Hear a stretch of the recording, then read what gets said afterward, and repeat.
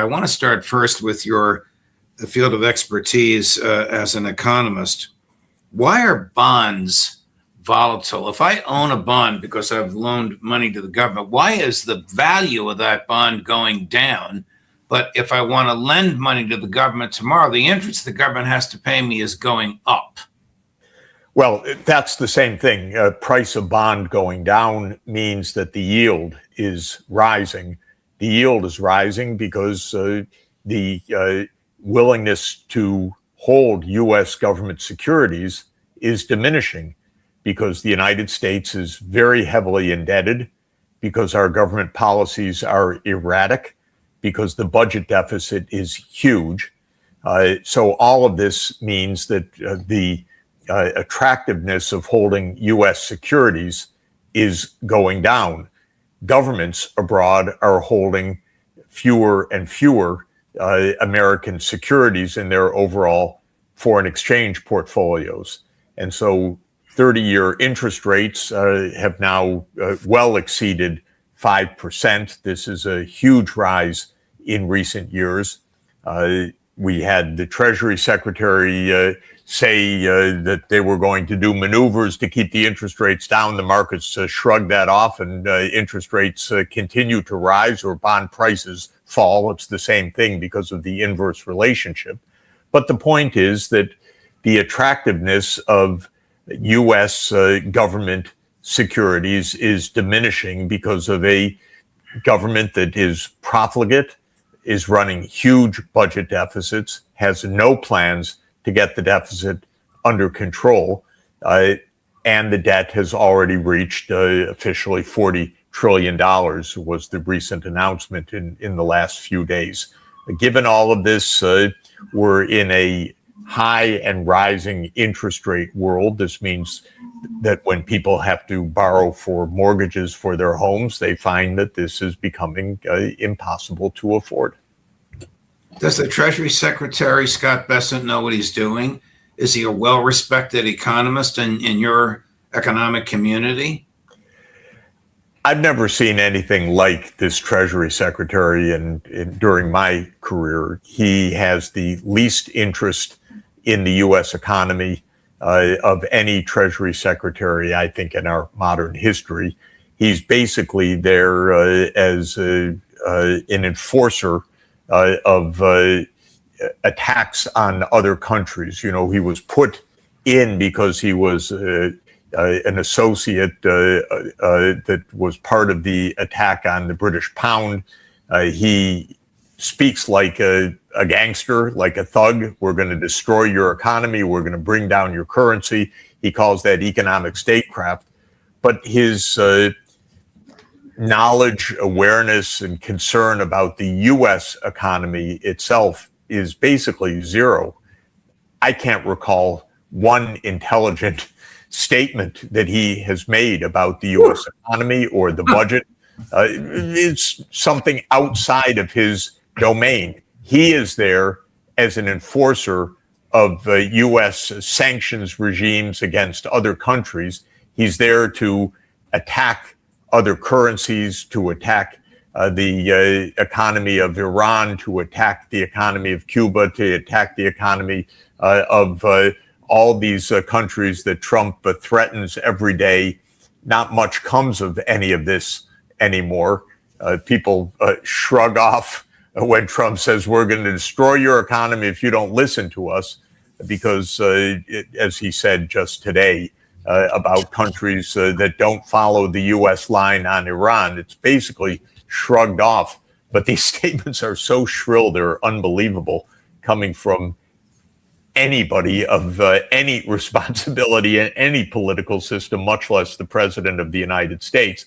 But this is what Bessent's role seems to be. Otherwise, again, I'm sure I have missed statements, but I cannot recall one intelligent comment, even one comment about the U.S. economy, about the budget, about the deficit, about the debt, about its trajectory, about U.S. economic development strategy. Nothing. He's just not a Treasury Secretary in the normal sense. I'm going to jump to foreign affairs, Professor Sachs, but as I do, or right before I do, I want to play a clip for you from a general who is the Iranian Revolutionary Guard spokesperson, who basically says Trump uses childish words and nobody takes him seriously. Almost what you just said about Scott Bessent. Chris, cut number 25. This period has specific characteristics, including being very short-sighted, meaning a childish behavior.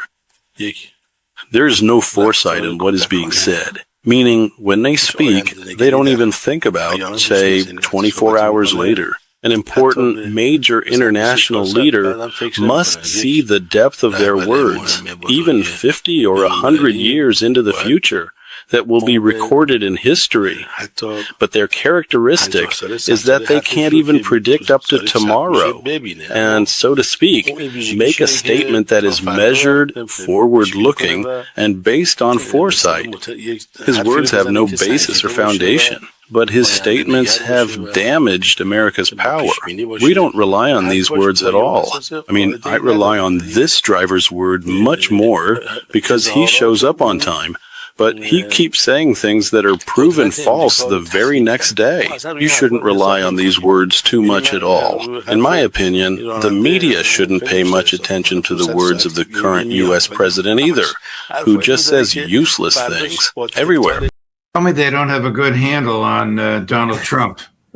It's a very precise statement, very articulately put. Remember, by the way, Iran has been a leading power of the world for 2,500 years. So this is a country that has considerable experience in statecraft. It has been a great empire for a great period of the time. And they, I think, are absolutely amazed at what passes for United States policy, if one wants to call it that. These are rants by an 80-year-old frustrated old man. And that's what he's saying. So he was speaking with precision, actually. In the past week, Professor Sachs, President Trump has canceled war exercises in South Korea at the last minute, praised Kim Jong-un, chastised South Korea for not sending ships to the Strait of Hormuz. They have a very limited navy, as we know, and sent South Korea a bill for $10 billion, which, of course, they've ignored. What's going on? It's all of a piece that we're hearing. We have an incoherent rant from the President of the United States on any given day, on any given issue.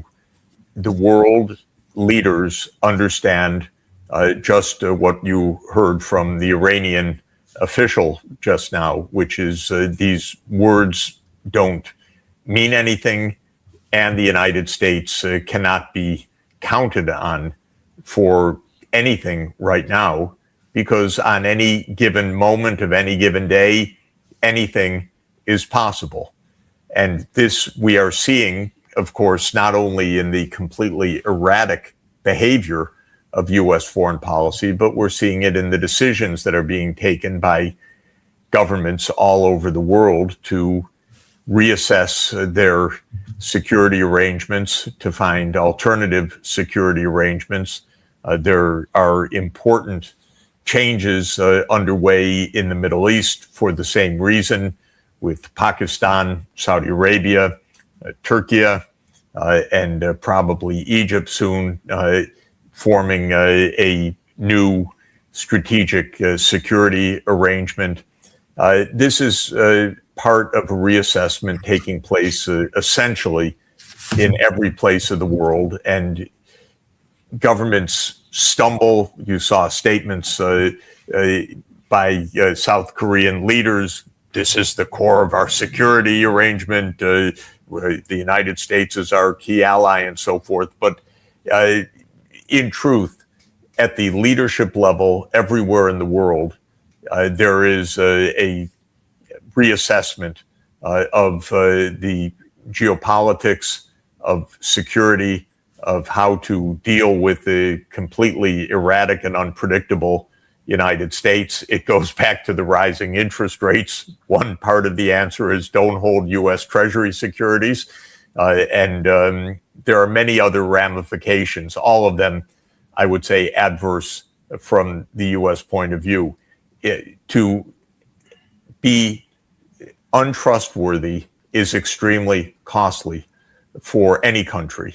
To be perceived as untrustworthy is deeply undermining any country's capacity to operate. But when you are the United States and you have military bases not only in Korea, but in roughly 75 to 80 countries around the world, and every one of them is wondering, does that make us a target? Are we the next to be thrown overboard?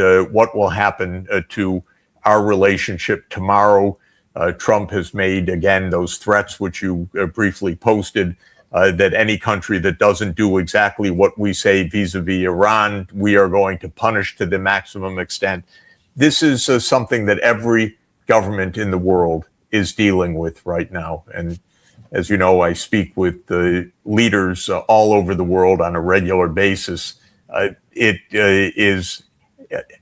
You don't hear any place in the world any kind of respect or sense of order in the United States right now. You know, the president is so obsequious towards Kim Jong-un. I'm thinking, is it because Kim Jong-un has a nuclear weapon? And then I'm thinking, maybe Donald Trump is giving us the best reason why Iran should have a nuclear weapon. I don't think the Israelis and the Americans would have invaded if Iran had one. Yes, but just remember that Trump turns on every ally for some reason or another, no matter what that ally means for the United States. So the idea of, praising North Korea or turning on South Korea, this is not something special about Korea. This is something about Donald Trump and about the nature of American politics right now, a completely erratic, irrational, and absolutely improvisational scene. Again, to go back to what the Iranian official said, it's minute to minute or hour to hour, strange statements that cannot be the basis of any decision making per se. Yeah. Chris, can you post to the AIPAC full screen? I don't know if you've seen this. Now, this is from AIPAC. First of all, look at what they've done with the Star of David and an American flag. Okay, all right, I get it. They are Americans who are foreign agents. They don't have to register as foreign agents, but they boast that more than 254 AIPAC-backed candidates from both parties have now advanced to the November general election. Now, that's 254 races for the Congress of the United States being funded by AIPAC. When I ran this before Colonel McGregor, he said to me, I'm really disappointed to see this. I know some of the people. Chris, if you want to put it back up, he didn't mention any names. He said, I know some of the people there. They are not Zionists, but they are afraid to buck AIPAC. They are afraid to reject AIPAC's money. Have you ever heard of anything like this, Professor Sachs?